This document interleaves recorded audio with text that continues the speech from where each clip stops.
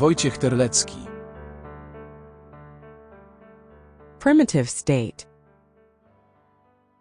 The Laboratory of Sleep Pathology Research was located in the basement of the University Center for Maritime and Tropical Medicine in Gdansk.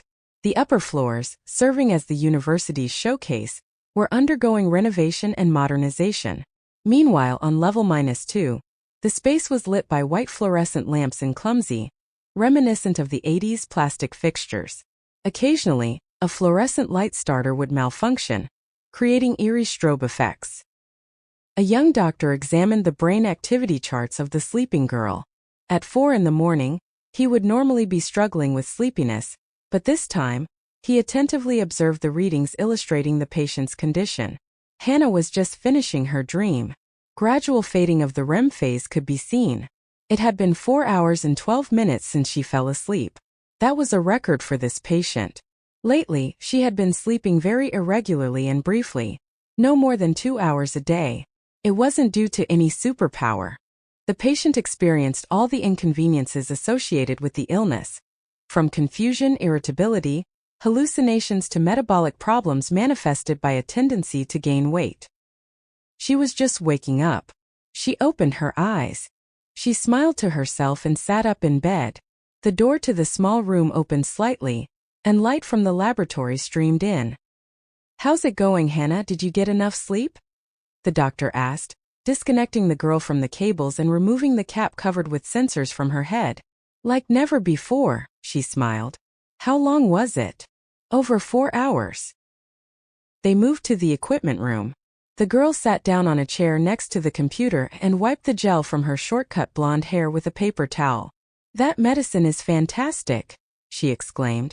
"Doctor, will you prescribe it for me?" The doctor smiled sadly. He understood the patient's enthusiasm, the effect of rest she hadn't experienced in a long time. He should let her enjoy this state longer, but he had to clarify a few things. Before dawn, still full of energy, the girl rushed into the apartment. Her mother was awake. "I have a new medicine, a completely phenomenal drug," she announced, taking off her autumn coat. "Let's hope," the older woman said and hugged her daughter. Since the sleep problems began, they had gained and lost hope many times. 3 years had passed since Hannah started studying marine biology. Soon after, disturbing symptoms appeared. The girl tried to downplay it all, blaming it on stress, although she knew it could be something more serious. Something that had affected her family, but no one mentioned it. The mother reacted decisively. She insisted on a doctor's visit. "Insomnia is usually a symptom of another illness," the internist concluded. "It doesn't necessarily have to be related to the cause of your father's death." The girl was pale and exhausted. Within 3 weeks, she had only slept a few hours irregularly. Soon, she lost the ability to speak and fell into dementia. Fighting against healthcare inertia, her mother arranged visits to various specialists until they reached Dr. Konrad Pleshka, who prescribed the right medicine, and the girl started sleeping for at most 5 hours a day. But that still allowed her to continue her studies. Unfortunately, her body became accustomed to the administered substance. The doses had to be increased and liver function test results deteriorated. Eventually, the medication had to be changed. Before she finished her studies, an effective drug ran out. Then there was a chance for salvation. Hannah agreed to experimental therapy. The girl couldn't concentrate on her classes. She left the lecture early and returned home. Her mother was still at work. Hannah rummaged through her backpack, found the key, and opened the door. She approached the window and drew back the curtains. She gazed at the gray autumn landscape of the Gdynia housing estate. She reached into her pocket and pulled out a plastic container. Inside the transparent tube were 5 pills. The doctor had warned her that it was a strong medicine, so she had 5 nights of sleep ahead of her or one without dawn. The girl turned away from the window and returned to her daily activities. She prepared lunch, turned on the TV, and stared at the miseries pouring out of the screen. Floods, murders, fatally ill children, politicians arguing, global warming. She thought she would like it to be warm already. The key grated in the lock. Her mother entered loaded with bags.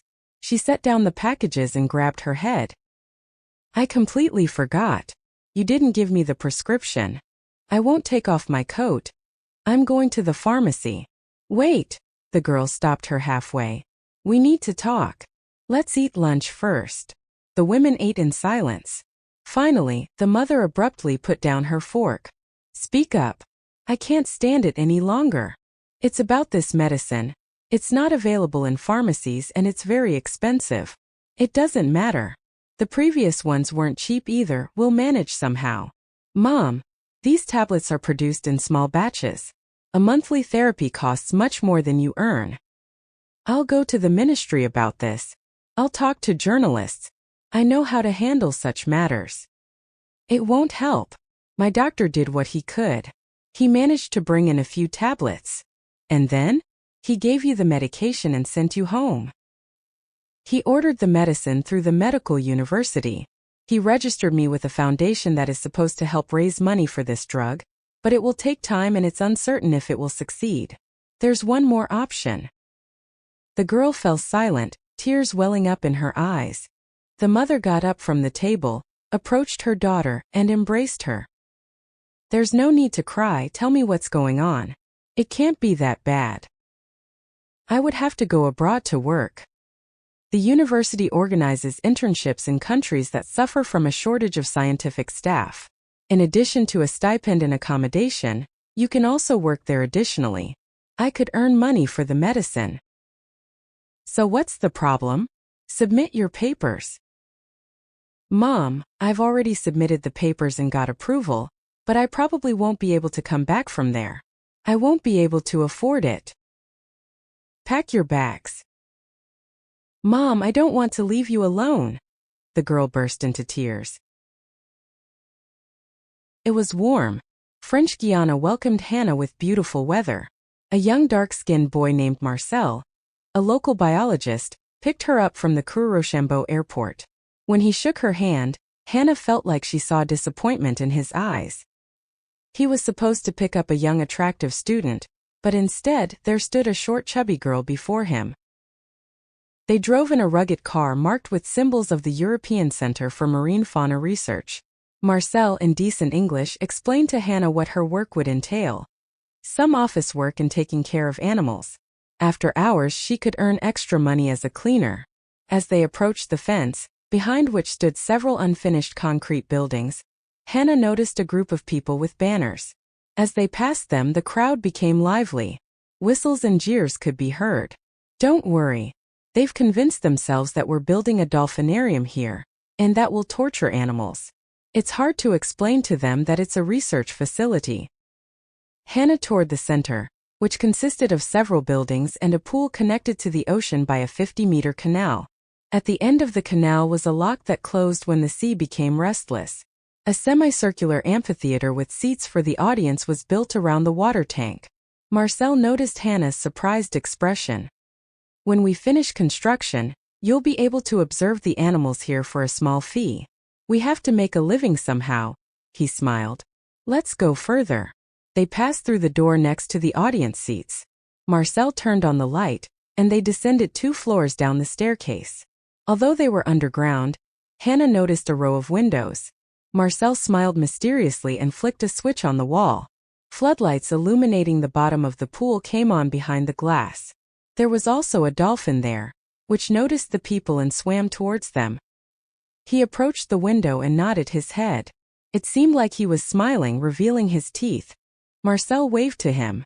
Meet Lulu, the smartest of the 3 young males in the gang. Smart enough to often show up for a free meal.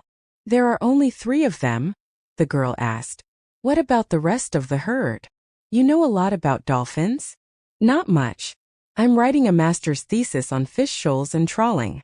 It seemed that Marcel didn't quite understand what the girl said, so he just nodded and suggested they move on. They walked along the corridor around the pool, occasionally glancing out the window. Every time, a self-satisfied dolphin appeared there. By the time they returned to the starting point, there were already 3 of them. And here are Riri and Fifi. Lulu let them know because you have to know. Yes, I know. Marine mammals have a well-developed communication system. Some people believe it's a language. The girl spoke a bit too loudly. The boy nodded in silence, and Hannah felt embarrassed by his evident impatience. Come on, let's feed the guests, and then I'll show you where you'll sleep. Marcel finally proposed. The small room was located on the ground floor of the building adjacent to the pool. In fact, it was an adapted utility room. The bathroom and showers were in the changing room, where you could prepare to enter the pool. Marcel explained to Hannah that in the adjacent building, they were finishing building comfortable rooms for guests, and one would belong to her. He helped her carry her luggage and gave her the Wi-Fi password. If anything, I sleep in the duty room near the gate. Every employee has such shifts at the facility from time to time. Tomorrow at 9 you'll meet the rest of the crew. They'll come from the city. Maybe you'll want to rent something there too? I can help. Maybe later, the girl replied, not revealing that free accommodation was very important to her. They shook hands. Sleep well in your new place, the boy said as he left the room. Hannah smiled sadly and nodded. Every evening she had this damn hope that she would get by without a pill. She washed up using one of the many showers available to her. She chatted briefly with her mother over the internet, watched 2 episodes of a series, turned off the light and waited. After a few hours, fatigue and numbness appeared. Her jaw went numb, her hands trembled, and her movements became less coordinated. She reached for the pill. 15 minutes later, she sank into a numbness reminiscent of sleep. Soon she got to know everyone from the 6-person team she was going to work with. Their ultimate goal was to conduct research, but currently, most of their efforts were focused on organizing the center. For several days, Hannah settled into her duties. One of her tasks was a daily trip to a small port at the mouth of the Quanary River. There, she picked up ordered fish, which served as food for the dolphins visiting the facility. The intention was to tame and observe them. The tall and lean Professor Ponnet, acting as the facility's director, assured that eventually, a linguist would join them to try to decipher the language of these mammals. Hannah got used to the routine of work. It also turned out that Marcel wasn't as picky as she thought because he shyly indicated he wanted to be friends. One evening during feeding time, they noticed that only 2 friendly animals appeared. The next morning, Hannah heard noises indicating commotion at the gate. She walked over and saw that a group of protesters had stopped the professor's car and were gesturing violently and shouting something at him. Unfortunately, she didn't know French well enough to understand what was upsetting the people. The professor explained something to them, then invited 2 of them into the car, and the gate to the center opened. They drove into the courtyard and parked. Director Ponnet beckoned for Hannah to join them. The 4 of them got into the off-road van and left the research facility. The representatives of the protesters were explaining something to the professor, and he was nodding. The woman in the back seat was pointing the way. Finally, Ponnet realized that Hannah didn't understand what was happening here. On the beach, a kilometer from us, they found a dolphin. They think we experimented on it. We'll take it to our pool and see what's wrong with it. They passed a low cliff and drove onto the open beach. From a distance, they saw a group of people standing next to the animal. They should pour water over it. The director became concerned. They got out of the car. Onlookers, shaking their heads sadly, pointed to the dolphin. Mort could be heard. Yes, let them go. Yes, she'll be alone. Yes. She knows what the storming of the Bastille is and why it's a national holiday. Yes, she knows she doesn't look her best. Let them go and finally leave her alone. They walked away. The pills hadn't been working for several days. Tomorrow morning, no one would buy into the idea that her deteriorating health was just a common flu. They would notice that their colleague didn't understand what they were saying to her, that she was babbling in response and swaying on her feet. Soon they would find her lying on the floor drooling. Hannah had seen something like this a dozen years ago. Back then, the ambulance took her father away. Her mother didn't let them say goodbye. She never saw him again. The girl weighed the 3 remaining pills in her hand, the medication that no longer helped her. Could she use it differently? Ultimately end the matter? Her trembling weak muscles struggled to hold the glass of water. She swallowed the medicine through her clenched throat. Hannah watched as the numbers on the clock changed. She couldn't read the time, but she understood that a lot of time had passed and nothing had changed. She felt hot. She decided to take a shower. Wrapped in a bathrobe leaning against the walls, she walked out of the room. However, she passed by the showers and stood at the edge of the pool. The stars reflected on the surface of the pool. Hannah watched these tiny lights for a moment, then closed her eyes and fell into the water. The cold took her breath away and paralyzed her already weak limbs. She began to drown.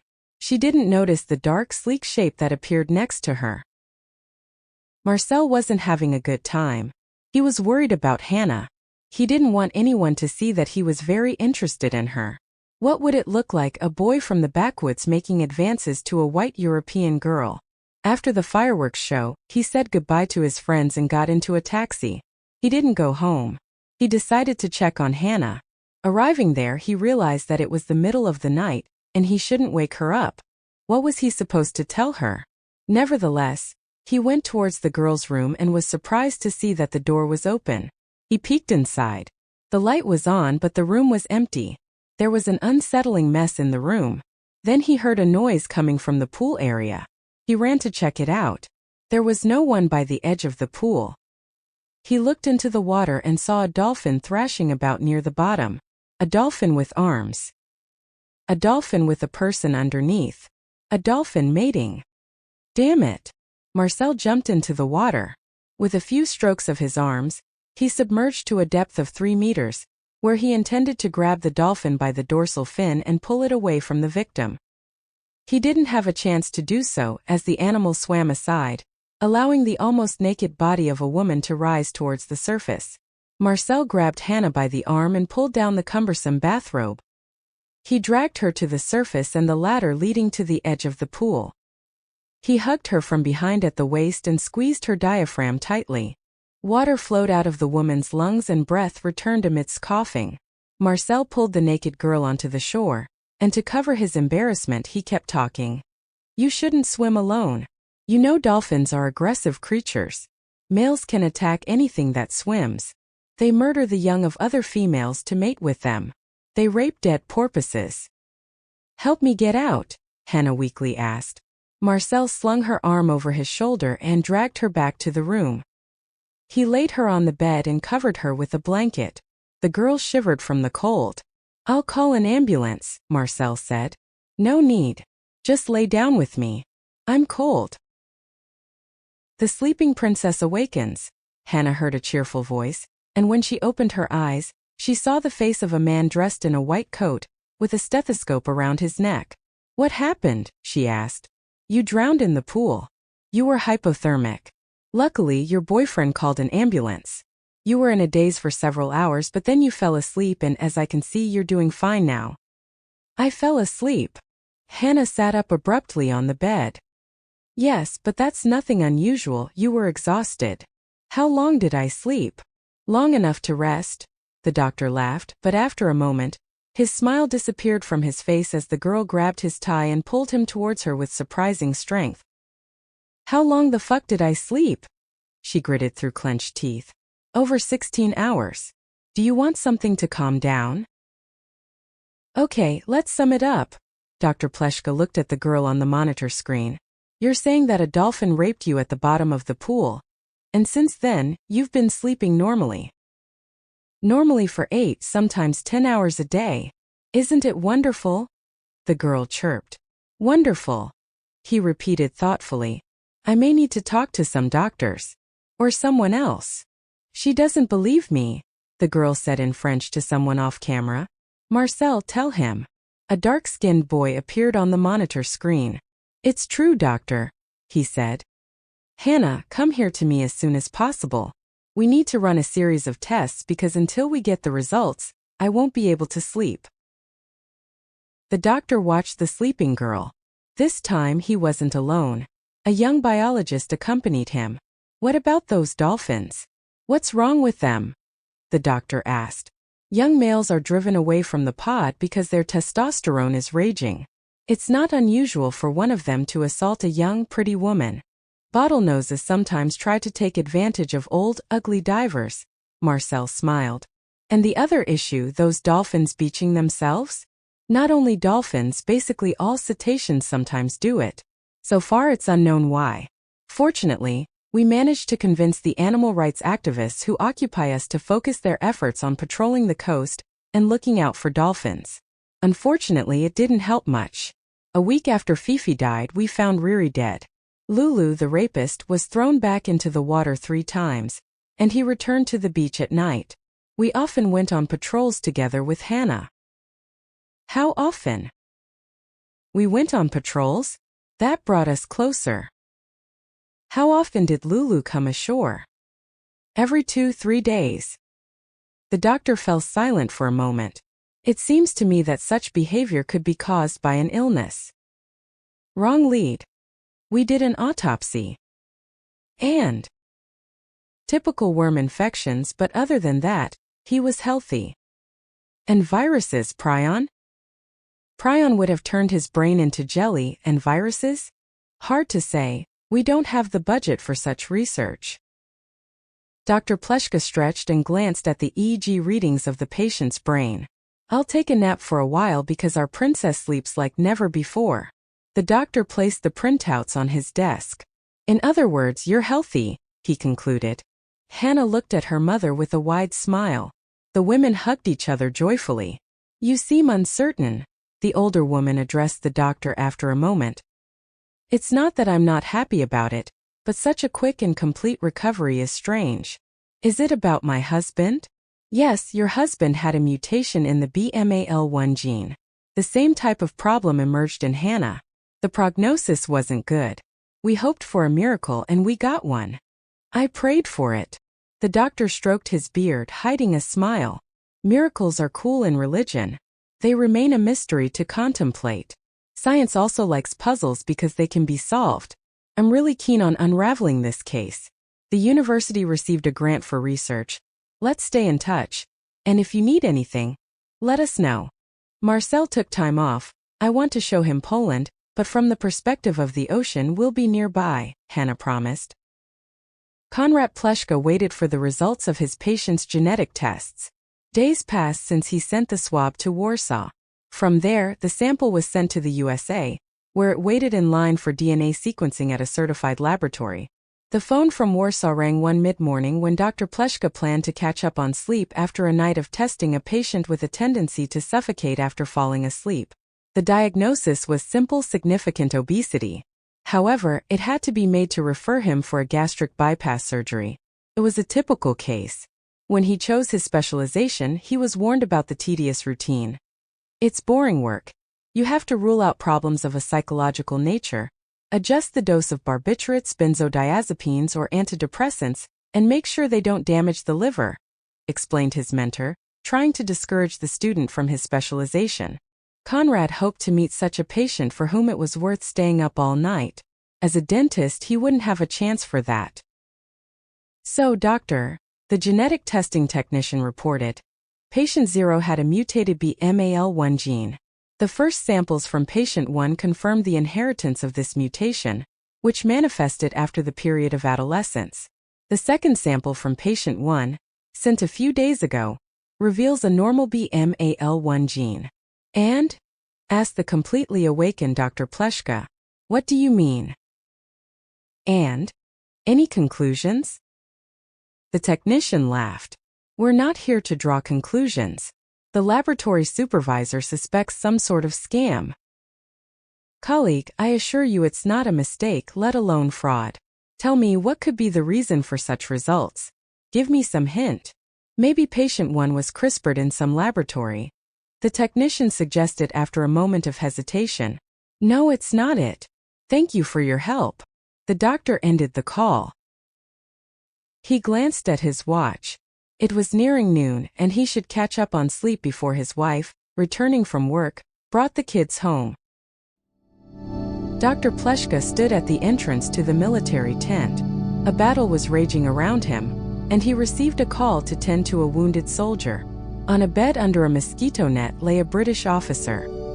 He smoked a pipe, read a book, and there wouldn't be anything unusual about it if it weren't for the unmistakable wound to his lower limb. It must have been a virus, said the officer, pointing his pipe at the bleeding stump of his leg. Pleshka widened his eyes. It must have been a virus, he repeated the words from his dream. Marcel and Hannah sat at the computer. They were talking to their boss. More and more dolphins are being driven out of the herd. I think it's the group's reaction to the disease. Those that end up on the beaches we keep in a closed pool, but it doesn't help. They're aggressive at first, then they become lethargic, and a few have drowned. Professor Ponnet reported with sadness. Hannah pondered for a moment. If you have any sick animals under your care, take them out of the pool. Put them in a tub or under the showers, and let volunteers moisten them and observe them overnight, she suggested. Ponnet nodded and bid them farewell. The next morning they contacted each other again. "And how are our charges?" the girl asked eagerly. "The dolphins seem healthy and content. They're swimming in the pool. We plan to release them into the wild." The director smiled. "No, don't do that, observe them. In a few hours their condition will worsen again. They'll definitely try to swim to shore. And collect cerebrospinal fluid from them for testing. I have a hypothesis, but I need to consult it with my doctor." The call from the girl delighted Dr. Pleshka. "Hannah, it's good to hear from you. We need to perform one more test. Antibodies against viruses. How did you know?" "Probably the whale sold me a dolphin HIV and altered its brain." "A bold theory, please elaborate." "For many years, whales have been observed to beach themselves for unknown reasons. Even when people push them back into the water, they return. I suspect it's the result of a viral disease that alters brain function. The brain returns to its primitive state, similar to that of their land ancestors. As a result, unihemispheric sleep, where the hemispheres sleep alternately, becomes impossible, and the animal loses enough control not to drown. When sick whales fall asleep, they drown. Eventually, desperate, they swim to shore to rest and die. This will make for a doctoral thesis and a promotion," the doctor summed up. "I'm already bored with snoring men. I'd love to meet with you and Marcel. We need to talk. Maybe I'll tell him about our other discovery." It was midweek, so the cafes in Gdansk's Old Town weren't too crowded. The doctor convinced the guests to order snacks on the Future Research Projects tab. But he made it clear that they shouldn't drink alcohol. After some polite remarks and Marcel's brief account of his trip around Poland, Dr. Pleshka took the floor. "We found a virus that alters the gene controlling the sleep process. It restores it to its primitive state. In Hannah's cerebrospinal fluid, we detected similar antibodies, meaning her damaged gene has been modified back to its previous functional version. We know what happened now, but there's still a lot of work ahead," he added, then glanced at the girl with a mischievous smile. She nodded in agreement. "Now, on a different note, I understand you two are a couple?" "Yes, but what does that have to do with anything?" the boy asked, surprised. "Marcel, a certain matter emerged during the research. It might affect the course of your careers." The doctor leaned in over the table. "Hannah is pregnant." There was a moment of silence. "Is it a dolphin baby?" the bewildered boy asked. "Human. Hannah claims it's yours." "Oh, that's cool."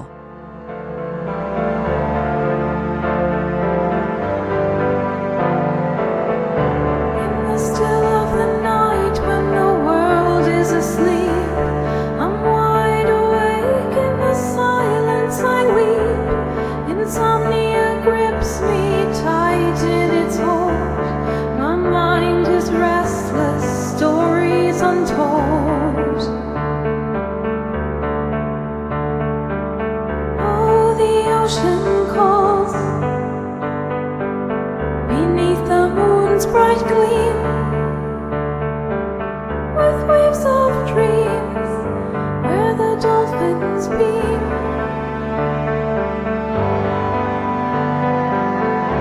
In the heart of the night, I drift away to a place where the pain fades with the day, battling shadows, the dark and the fear, a chronic ache that won't disappear. I hear the whispers of the deep blue sea,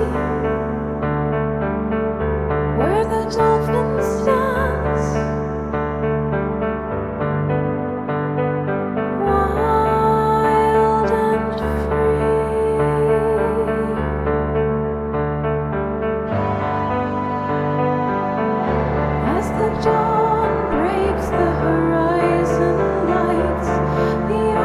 just whisper